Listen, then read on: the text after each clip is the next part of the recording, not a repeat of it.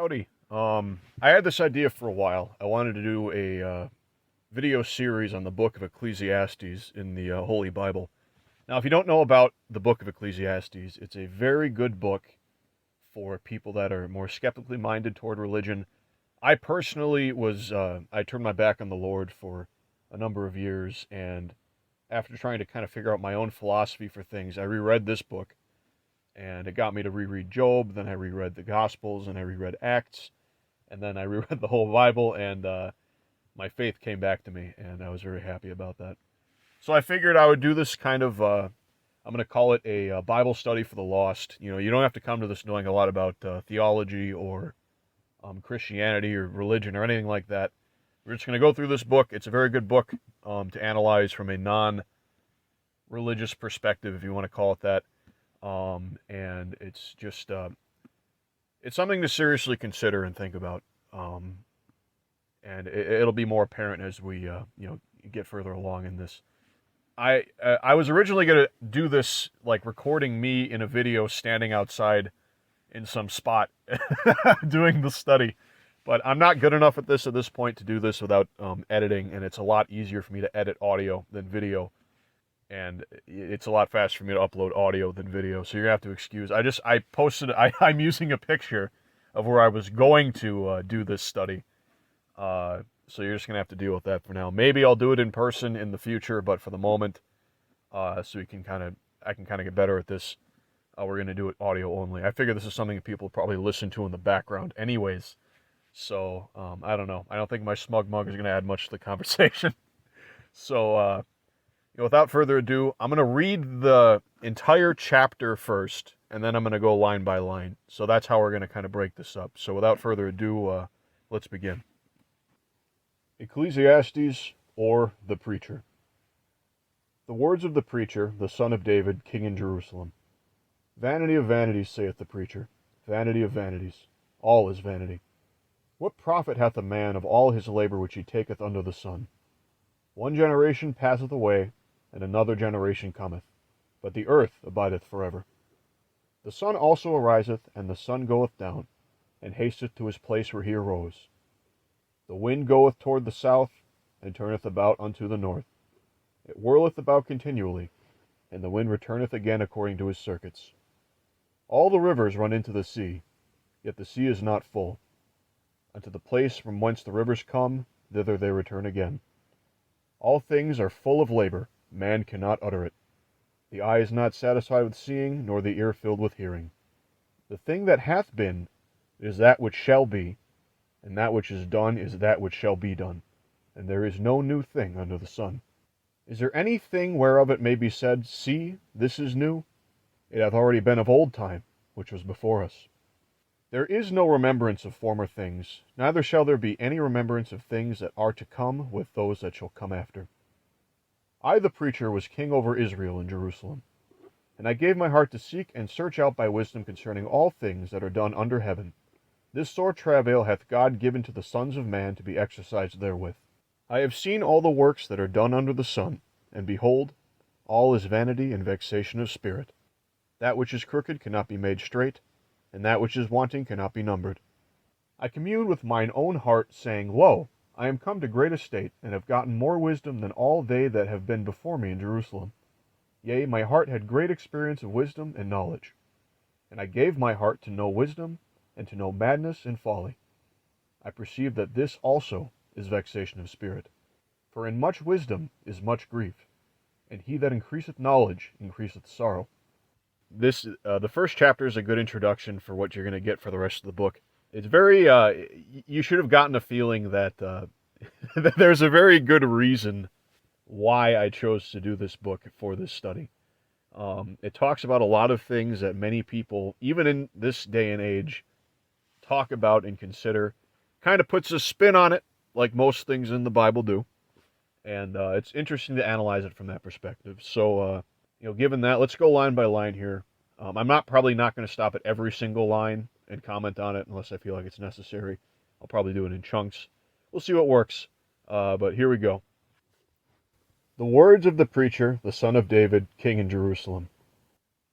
So it's believed that this was written by Solomon. And if you don't know much about Solomon, I'm going to give you a brief introduction. Solomon was the son of King David. King David was a very important guy. He was the first righteous king over Israel, because Saul technically was the first king, but God abandoned him when he continued to sin. But Solomon, his son, was also a very righteous man in his early life and served God very faithfully. But as he got older and as he increased in wisdom provided to him by God, he began to abandon the faith. He took 1,000 wives and began worshiping other gods in the temple at Jerusalem. So this is written later in his life as he's considering the whole sum of the matter, the whole everything that he's seen. So this is an obscenely wealthy man, king over Israel, and he's talking about the excesses and the labors and everything that he's seen in his entire life as probably one of the most blessed men physically. Now, I don't necessarily know if I'd say spiritually, but physically blessed men in the Old Testament. Vanity of vanities, saith the preacher. Vanity of vanities. All is vanity. Now, vanity is a word that people use differently, but I think it's not actually that differently used now than it was in the past. Some translations have this as meaningless or worthless or I forget the other one, but I don't like that because the original text was not trying to say that everything is meaningless. That's not the point. What Solomon is trying to say is that everything looks like it has the appearance of meaning, but there's really nothing behind it. Like you're looking at it and it seems like, oh, look, it's something, but it's really nothing. And that's what he's trying to get at here. We delude ourselves into thinking that the things that we think are important are actually important when behind the curtain, what really is it? What are we looking at? What is the substance of the matter? That's what he means by vanity here. So he's basically saying that everything that he has seen in his entire life has the appearance of something great, something meaningful, but there's really nothing behind it. There's really no substance to it. What profit hath a man of all his labor which he taketh under the sun? One generation passeth away, and another generation cometh, but the earth abideth forever. The sun also ariseth, and the sun goeth down, and hasteth to his place where he arose. The wind goeth toward the south, and turneth about unto the north. It whirleth about continually, and the wind returneth again according to his circuits. All the rivers run into the sea, yet the sea is not full. Unto the place from whence the rivers come, thither they return again. All things are full of labor, man cannot utter it. The eye is not satisfied with seeing, nor the ear filled with hearing. Now I grouped all this together because it's talking pretty much about the same thing. And when he says profit in the first part, he's saying, what is the return? What are you getting out of your labor? And he lists all these things. The sun goes up and down every day. We know that. We know it's going to happen, and it does. It does happen. The wind whirls about how it will, goes back and forth. It is what it is. It does what it does. It's laboring about, and it doesn't seem to have much of a purpose. The rivers run into the sea, but the sea is never full. It doesn't change much. It stays about the same. You know, the rivers are running in there. They're running, and they keep running, and they're running, and they're running. And the sea's taking them in, but don't matter. And the waters always go back to flow back down the river again, you know. So you look around and you see all of these things in nature and you say, there's so much happening. There's so many things going on, but what is the meaning? What is the purpose? Man looks at these things, he can't utter it. He doesn't understand what he's looking at.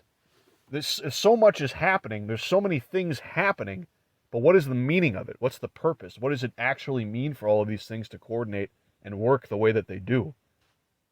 It just seems to be. It just seems like it is.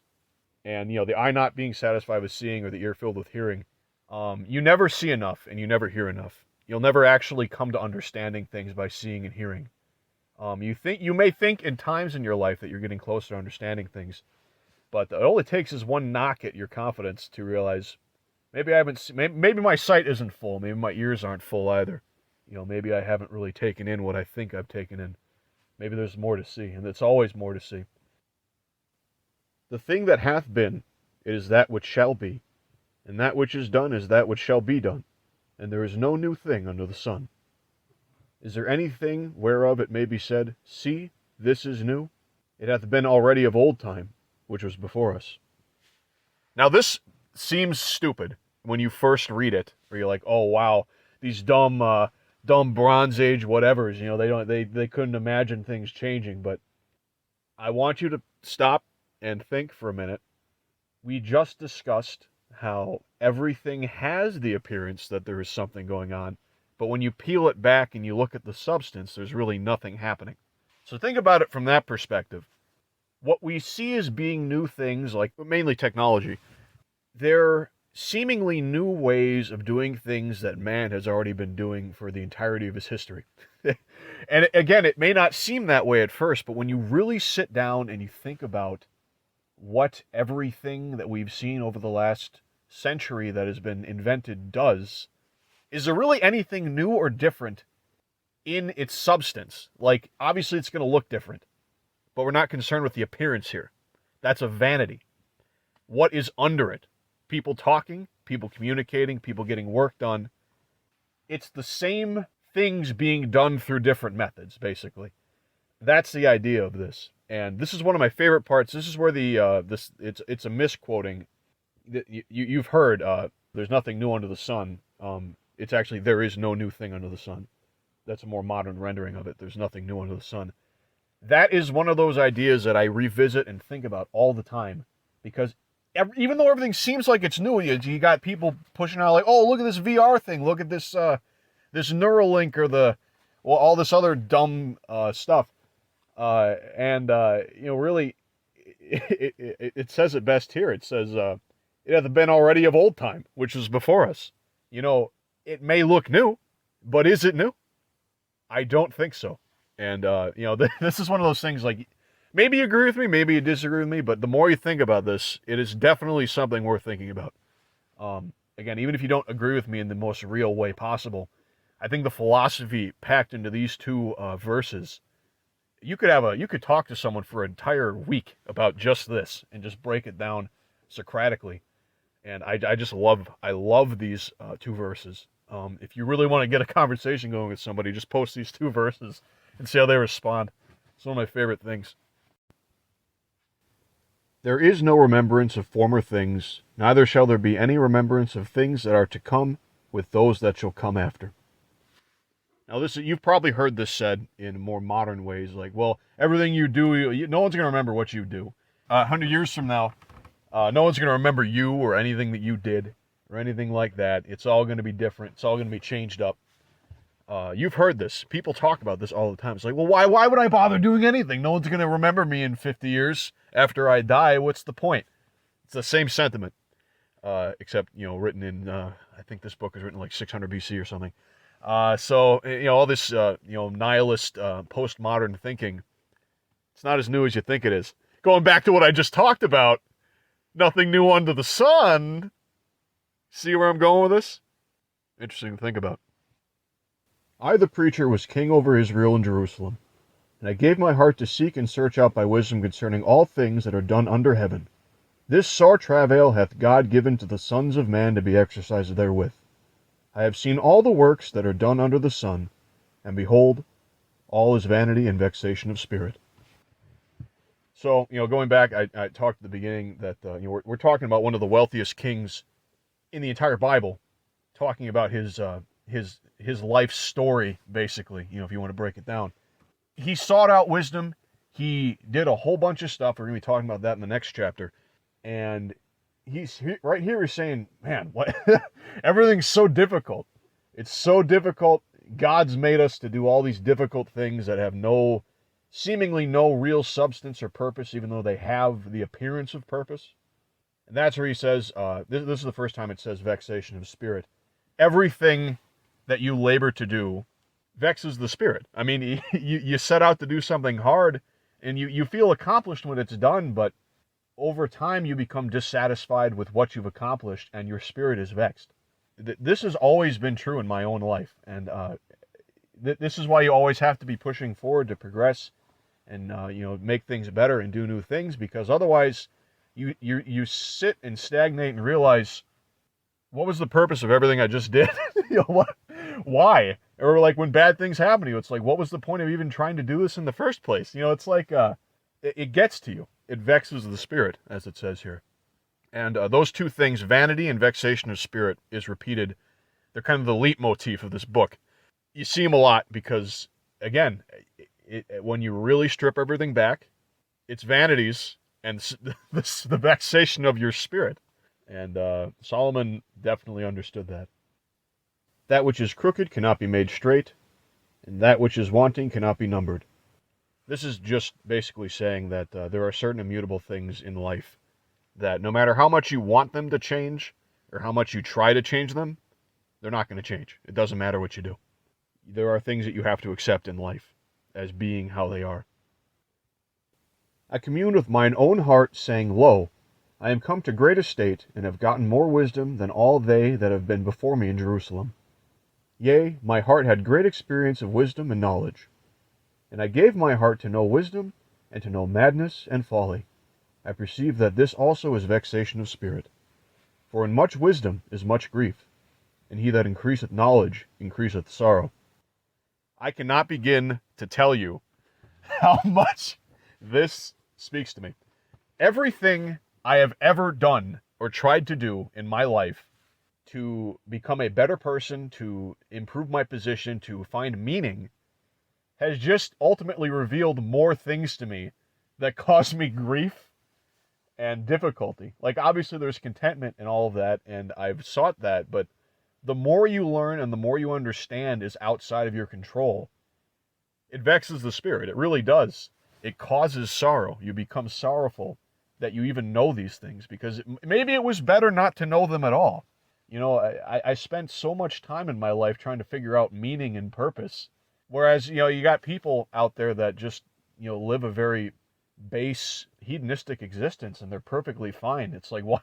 Sometimes you look at that like, why am I even bothering? Maybe I should have just fucking stopped. Maybe I should have just not cared.